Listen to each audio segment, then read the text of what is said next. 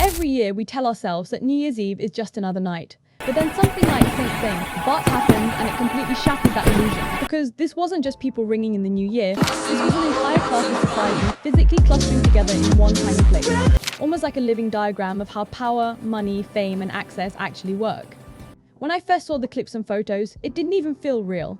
It felt staged, like a curated fantasy where every recognizable face, every billionaire, every influencer with a massive following just happened to land on the same island at the same time. But the more I looked into it, the more obvious it became that this wasn't random at all. This is how the top of the world socializes. This is where the invisible meetings happen. This is where business, pleasure, image and influence blend into one long, champagne-soaked event that most people will never fully understand from the outside. Saint Street. Barts isn't just a vacation spot, and I think that's where people get it wrong. It's not like Miami or Ibiza where anyone with enough money can technically book a flight and show up. This island filters people out before they even arrive. There's no major airport, the runway is short, the hotels are limited, and during New Year's everything is either booked years in advance or completely inaccessible unless someone opens a door for you. And that's the key part. You don't go to St. Barts at this level unless someone lets you in. That alone should tell you this isn't just about partying.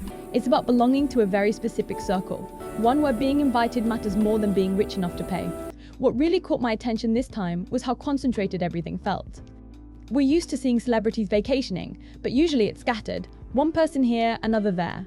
This time, it was all of them together. Athletes, actors, tech billionaires, social media stars, legacy wealth, new money, old money, all overlapping in the same space. When you see Michael Jordan's name in the same breath as TikTok influencers and crypto executives, it stops feeling like coincidence and starts feeling like a closed ecosystem doing what it always does, reinforce itself. Michael Jordan is 62 years old now. Despite his enormous wealth, he says he is not happy. He says he wants to give everything to those who truly need help. I think people underestimate how intentional yachts are in this world. Staying on a yacht isn't just about luxury, it's about control. You're offshore, technically not part of the island, surrounded by security, staff, and hand-picked guests. Do you know what 62-year-old Michael Jordan's biggest daily dilemma is? That's why so many of the richest people don't stay in hotels at all. Hotels come with too many variables, yachts don't. And when you have over 200 of them anchored around one island, you're not looking at a vacation scene anymore, you're looking at a temporary city of power floating just out of reach. This is where the conversation always gets uncomfortable, because the visuals are so glamorous that people don't want to think about what's underneath them. Pools on decks, helicopters landing, champagne flowing, fireworks in the background, all of it looks aspirational. The aspiration is what we have, a life where everything is curated, transactional, and constantly observed, because that's the part people don't talk about enough. These spaces are exciting, they're strategic. Every person on those yachts is there for a reason, whether that reason is business, networking, image, or access. Even the fun is functional. That's why the same names keep popping up every year and why people start asking questions. When someone like Nina Dobrev is constantly seen on luxury trips, people start projecting stories onto her. Not necessarily because there's proof of anything shady, but because her lifestyle doesn't fit the simple narrative people expect. There's this assumption that if you're not actively starring in blockbusters, you shouldn't be living like this. And that's such a limited way of understanding how money and connections actually work. Acting salaries, investments, friendships, brand deals, and proximity to wealth all compound over time. But the internet doesn't care about nuance, it cares about spectacle. And then there's Jeff Bezos and Lauren Sanchez, who honestly feel like a symbol of a bigger shift.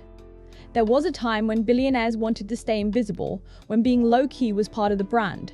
That era is clearly over.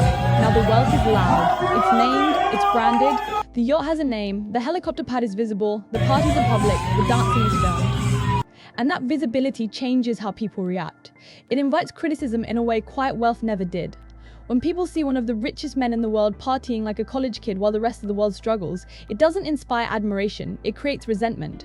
What makes it even stranger is how normal this all seems within that bubble. To them, this is tradition, this is routine.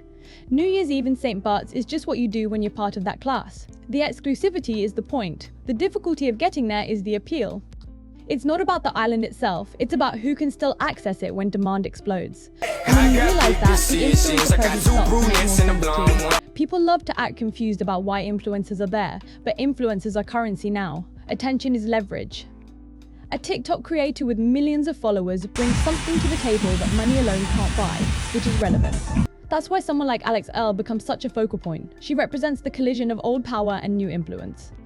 When she shows up in a space like this, it exposes how much the hierarchy has shifted. She's not there by accident. She's there because she has value in this ecosystem, whether people like it or not. The internet, of course, immediately jumps to the most scandalous interpretation. Every interaction becomes a stage. Every deleted post becomes evidence. A dancing with Tom Brady turned into a full-blown narrative overnight. Not because anyone knows what happened, but because people want a story that makes sense of the imbalance they're seeing. A retired football legend and a young influencer in an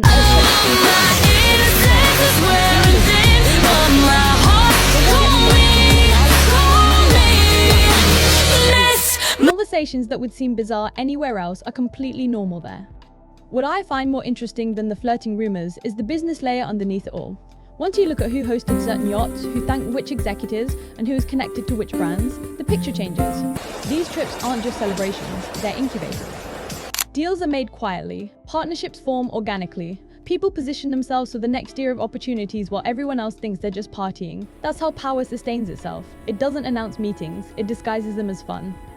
And that's where the darker conversations about yachting and exploitation come in, because there's a fine line between networking and being used, and that line isn't always visible from the outside.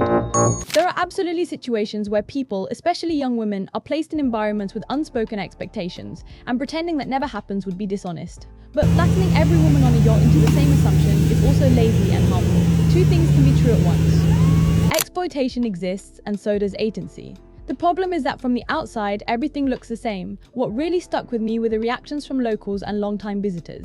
People saying the island feels different now, more artificial, more performative. Complaints about yachts blocking the sea, about the noise, about the environmental impact. When you have hundreds of massive vessels idling in one place, it's not harmless. Marine life is disrupted, the coastline becomes inaccessible, the island becomes a backdrop instead of a home. And yet, the money pouring in makes it complicated, because tourism is the economy. So resentment and dependence exist side by side. Then there was the moment where flights were delayed and suddenly the narrative flipped to billionaires being stuck on the island, which was almost darkly funny. Trapped, but trapped in luxury, with chefs, spas, pools and staff. It highlighted something that's easy to forget. Even inconvenience looks different at that level. Even chaos is cushioned. And watching people joke about it online felt like a release valve, a way to cope with how absurd the imbalance really is. By the time all of this played out, it became clear that St. Barts wasn't the story, it was the stage. The real story was about visibility, access, and the growing distance between different realities. One group of people lives in a world where New Year's Eve means fireworks over super yachts and private DJs, and another group watches that world through a screen, trying to interpret what it means. Some people feel inspired, others feel angry.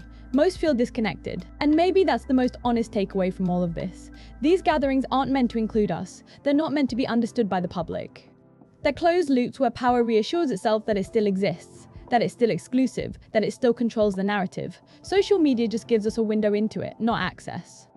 And the more we see, the more uncomfortable it becomes, because it forces us to confront how stratified everything really is.